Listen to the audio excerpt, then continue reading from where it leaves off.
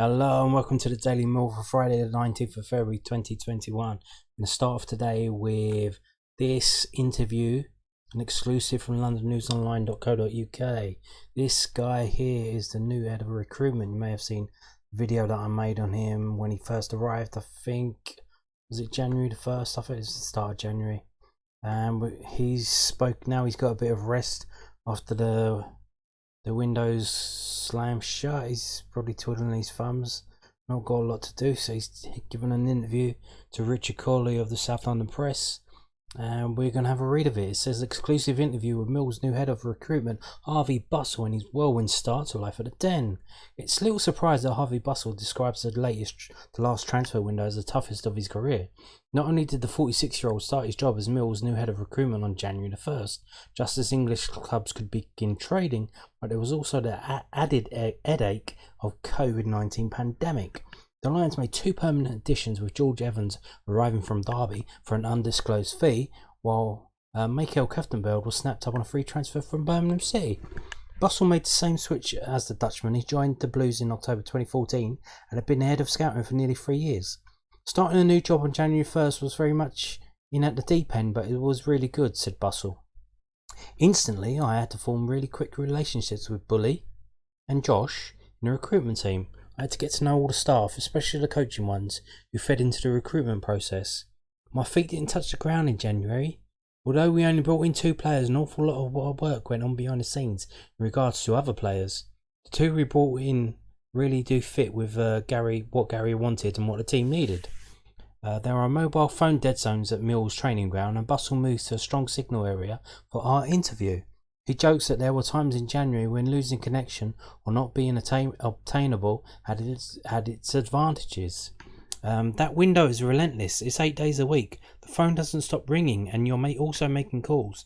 It was the strangest transfer window yet, and the most challenging for various reasons. COVID was a significant factor, with the knock-on effect of the finances involved and the uncertainty.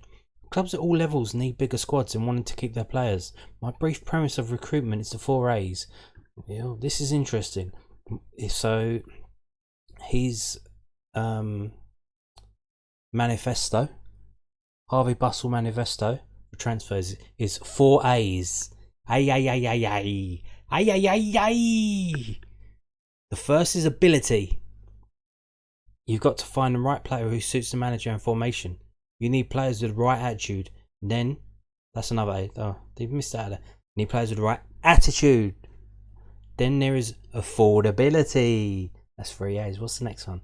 And finally, there is availability. So the 4 A's of Harvey Bussell: ability, attitude, affordability, and availability. So there you go. And the last one was really prevalent in the Championship in January because clubs didn't want to let players go. It was usually time intensive. There was potential player movement right up until the end of the window. It is coming up to a year without supporters in stadiums, a vital income stream that eases some of the financial strain on club owners. While there is optimism that grounds will be open for the 2021-22 campaign, it'd still be at reduced numbers. Bussell said recruitment is really about preparation. It's about understanding what the club needs and what the manager needs. Mill is a stable football club which is very differently run to Birmingham. Sick burn there, mate. The owner, JB, blessed be he, has backed Gary by getting George Evans in and paying a fee when not many clubs did. Half the Championship didn't pay fees in January. We can prepare for different formations. Gary's probably used 3 main ones throughout the season. In terms of budgets, that's very open. Because our crowds are going to be back in August, we don't quite know. I've been very fortunate to scout some key pockets of Northern and Central Europe. We brought in some players from those regions at Birmingham. I've got a lot of key relationships, but in January, now with Brexit, the new work permit rules for European players are really very restrictive. There are only certain markets you can realistically get players from, so we need to get creative and flexible in the build up to summer. The process started as soon as the January window shut to make sure we've got coverage. You can't get out to many live games, so we need to get into the ones that we can. We've got a small team of video scouts and they feed to the recruitment process in January. They will be vital going into the summer. Then there are the quarantine issues. Can you travel? Will players and their families want to come? What is the landscape going to look like? Our job is to prepare to get the right players for our club. We're at the right budget at that time. It's never dull. We're always assessing new players. You can never have those biases that you just dismiss players because they've had one bad game. Bussell was an under-14 coach at Burton Albion before being promoted to a recruitment role. When Rowett quit the Brewers, he took the former Cambridge United apprentice with him to Birmingham. After Gary was sacked, we had probably 6 managers in 4 years, said Bussell. I was heading up the recruitment department for the last 3 of those. It was a great learning experience in terms of the challenges of working with different managers, head coaches, and the club's strategy with regards to recruitment and scouting. I developed what was in place. We had a really good data focus and a really good dedicated small team of scouts. Then I was furloughed maybe 11 months ago and wasn't getting involved in the recruitment at Birmingham through the summer. I felt it was a really good timing to leave. The opportunity at Millwall really appealed for a number of reasons. First and foremost, I've been at the Den many times to watch matches, and I've always felt there is a real identity and authenticity to the club, the fans, and the way the team plays. On top of that, I've worked with Gary before.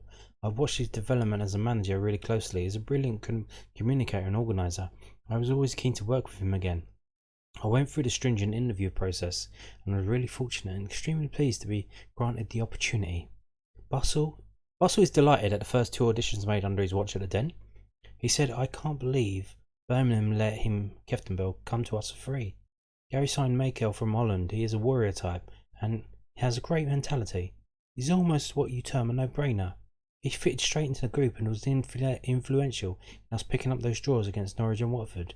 We could have beaten Cardiff as well. He was just what the group needed. He's helped stabilise in a tricky period. George can play different positions. Lenny also has that adaptability. Intelligent players who can read the game and understand it are absolutely vital. We've got a really motivated player who wants to fully grasp this opportunity. He played centre-back in the first half at Reading, getting really tight on Ijaria, one of their key attacking players. Then he went into midfield and started playing some long passes and really getting his foot in. And it ends there.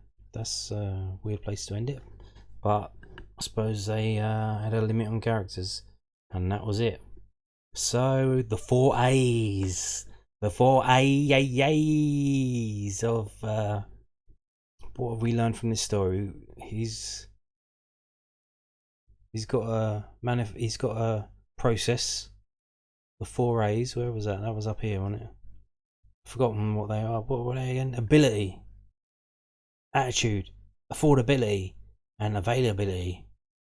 So there you go. If you want to put suggestions forward to who we should buy or which players we should get to improve the team, remember those 4 A's. He's also said, what else did we learn about the Brexit? So he's blaming Brexit for not being able to get some decent players. Okay. So is that why we're looking at Scotland? Which we seem to be looking at two players in Scotland. Jesus, that's a bit rough, isn't it?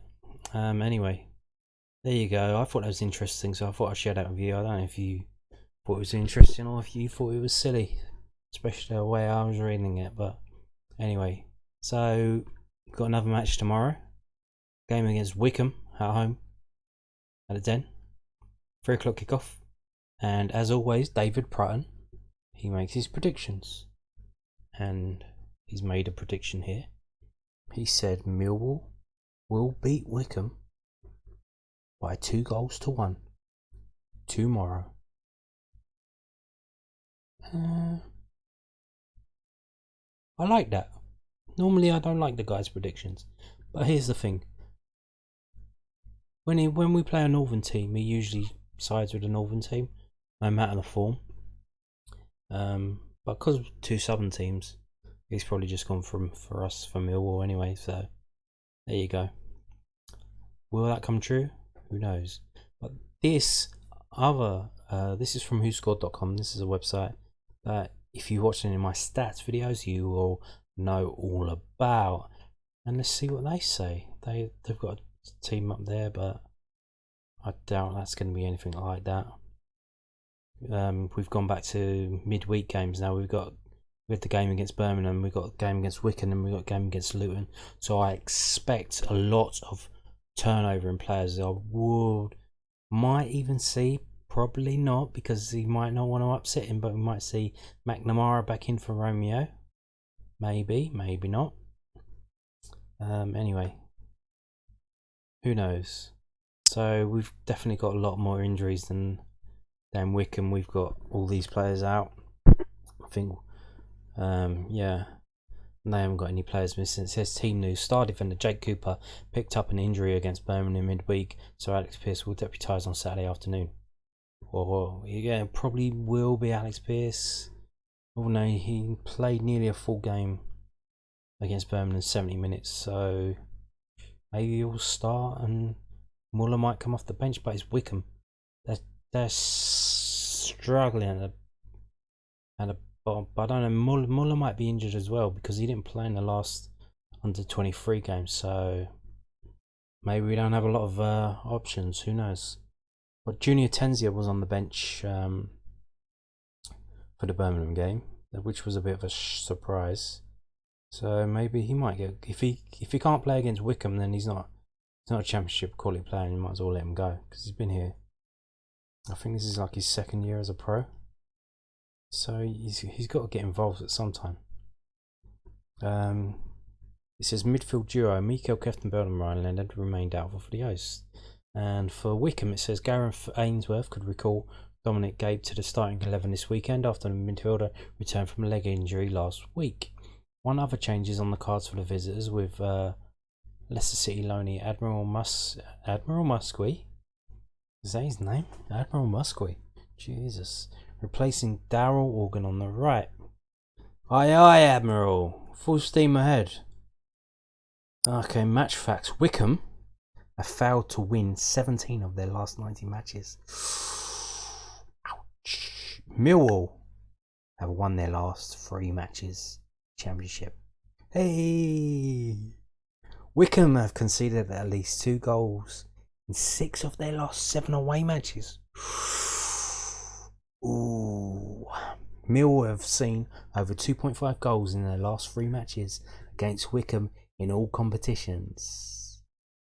That doesn't mean Millwall scoring those goals. It's basically it means there's going to be 3 or more goals in the game. So either 2-1 to either team, 3-0, that kind of thing. It also says Millwall have scored at least 2 goals in their last 3 matches. Wow, what the hell happened? What a turnaround! And just as we turn it around, we've got players dropping like flies. Not good at all. Jake Cooper apparently went to the doctors today, so they haven't announced anything, but I told you in was it yesterday's video? It's highly likely that he's going to need shoulder surgery. He should have had it after the first dislocation, because if you don't have surgery after you dislocate your shoulder, there's a 95% chance that it will be dislocated again, and lo and behold, it was dislocated again. But we needed him because we were in a bad situation, and so we just let it heal up and brought him back in. But we're safe now. People are talking about playoffs, but I've still got half an eye on relegation, and we're safe now. So get him the surgery now, get him sorted for next season. It says so. Pardon me for sidetracking. You've probably already know because you've seen it because I've got it on the screen. Prediction by whoscored.com. Harry Smith, whoever that is, I don't know. He got it right last time though. He said we would beat Birmingham 2-0, so he got the last one right. Will he get this one right? He says Millwall's revival continued in midweek when Jed Wallace's 3rd-minute strike set the Lions on course for a comfortable 2-0 win against a struggling Birmingham side. The home side have won 3 league games on the bounce ahead of this game. Wycombe were left heartbroken on Tuesday night when Andre Wisdom's 93rd minute goal confirmed a 2-1 victory for Derby at Adams Park. The visitors are now 9 points adrift at the bottom of the table and have lost 3 of their last 4 league games. And they predict that it will be Millwall 2, Wycombe 0 tomorrow. Fantastic. Let's hope so. You can see on the right hand side, we've got the better players. We've got more goals from the player. The top scorer, our top scorer is Jed Wallace, but there's the ones below him, Malone and Smith, have only got 3, and Wickham's top scorer is 4, and then 3.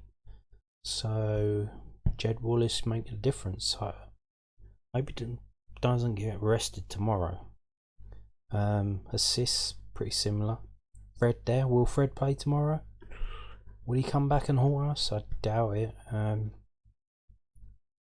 Let's see. Maybe that might be a bit of a thing with Marlon Romeo and Fred. Maybe it might be best to put McNamara in there, because I think Fred and Marlon were buddy. And you could see when Fred left that it kind of affected Marlon's game.